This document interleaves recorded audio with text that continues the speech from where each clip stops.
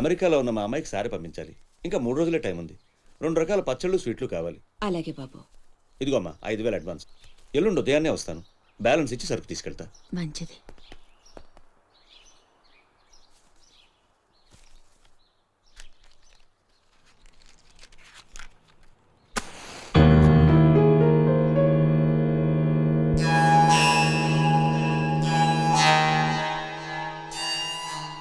చిన్న బస్ స్టాండ్లో parking contract తీసుకుంటానన్నా ఏమైందన్నా?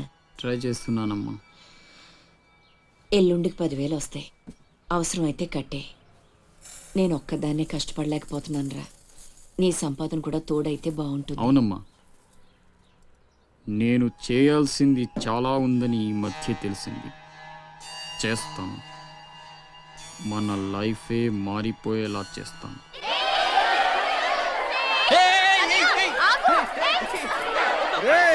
అందరూ ఇక్కడ హోలీ ఆడుకుంటుంటే మీరు అక్కడేం చేస్తున్నారు? కిందకి రండి. రండి. వస్తావా? నన్ను అక్కడికి రమ్మంటావా? అద్దిరా వెళ్ళి లాక్కురండి ఇక్కడికి. నా మాట విను. ఒక్క నిమిషం. అనవసరంగా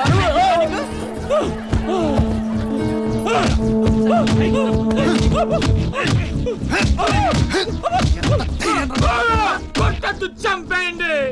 నా లాంటోడు బతకూడదు, నన్ను చంపేయండి. ఆ అమ్మాయిని అల్లరి పెట్టడానికి రాలేదు. చచ్చే ముందు కాళ్ళు పట్టుకొని క్షమాపణ అడగాలని వచ్చాను. నేను చేసిన తప్పు తెలిసి మా అమ్మ గుండెకి చచ్చిపోయింది. ఎవరైనా అమ్మ చచ్చిపోయాక గుండె గీయించుకుంటారు, కానీ గుండె గీయించుకొని అమ్మని చంపుకున్నాను.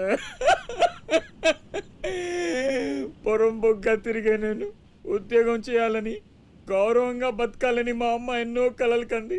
తన కోరిక తీర్చలేకపోయాను. ఈ గుండె మా అమ్మని బలి తీసుకుంది. నాకు ఇంకా బతకాలని లేదు. నన్ను చంపండి. క్షమించు, ఇలా అవుతుందని అనుకోలేదు. మీరు క్షమించమని అడగడం ఏంటి సార్? నాకు తగిన శాస్తే జరిగింది. నాకు ఇంకా చావే దిక్కు. లేదు, నువ్వు గొప్పవాడు కావాలన్న మీ అమ్మ కోరిక తీరాలి. అజయ్, ఇతను మన దగ్గర ఏదో పనిలో పెట్టు. అలాగే.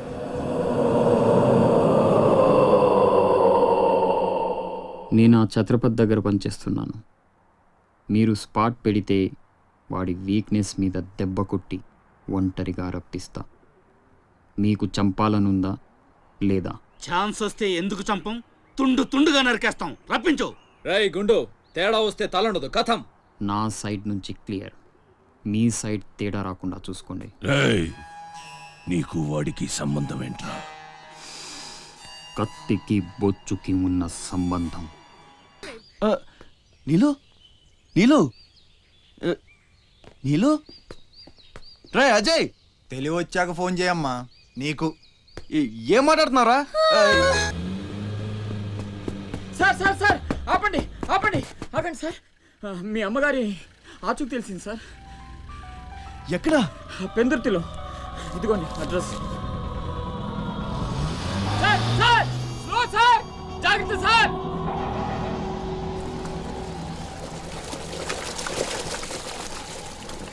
చలో.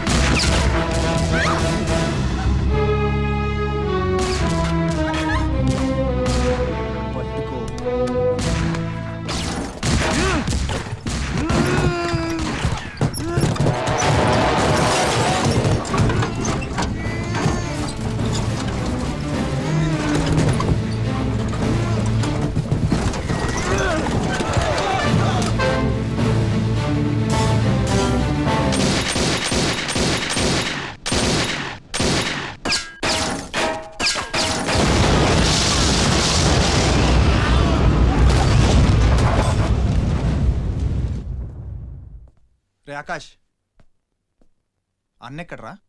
తెలీదు. ఫోన్ ఏం చేశాడా? లేదు. ఎక్కడికి వెళ్ళి ఉంటాడు?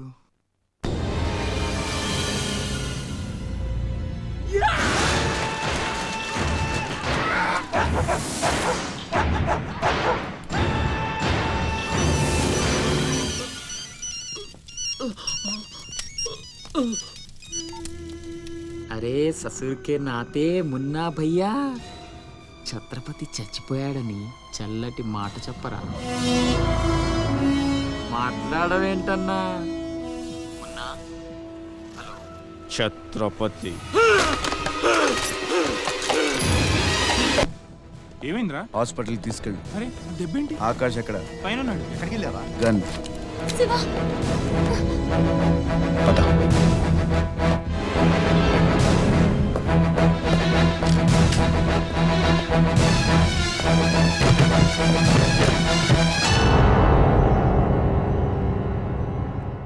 దామ్మా దా, నీకు చిన్న కథ చెప్పాలి.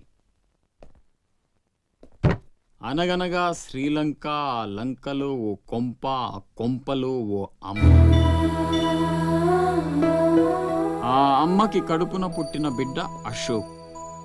కుక్కలా పెంచుకున్నవాడు శివాజీ. అదృష్టం కలిసొచ్చి ఆ కుక్క ఛత్రపతి అయ్యింది. అశోక్ ఆకాష్లా మారి అక్కడే పనిలో చేరాడు. తమ్ముడు ఎవడ్రా నీ తమ్ముడు? నా అబ్బకు మాత్రమే పుట్టావు, నా అమ్మకు పుట్టలేదో.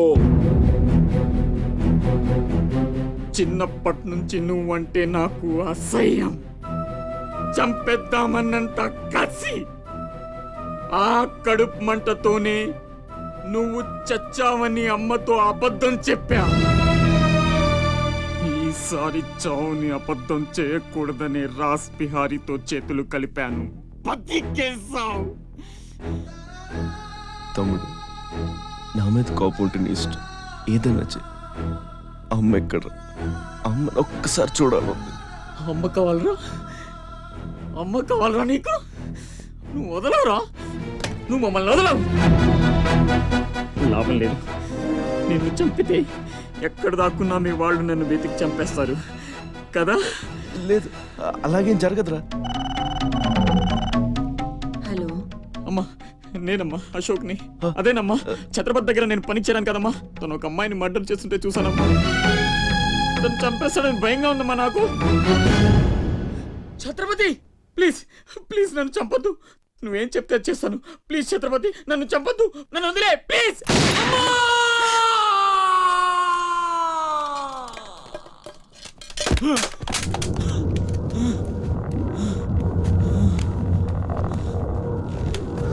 తమ్ముడు పిచ్చిన కొడుకుని కాదు చచ్చేట్టు షూట్ చేసుకోవడానికి.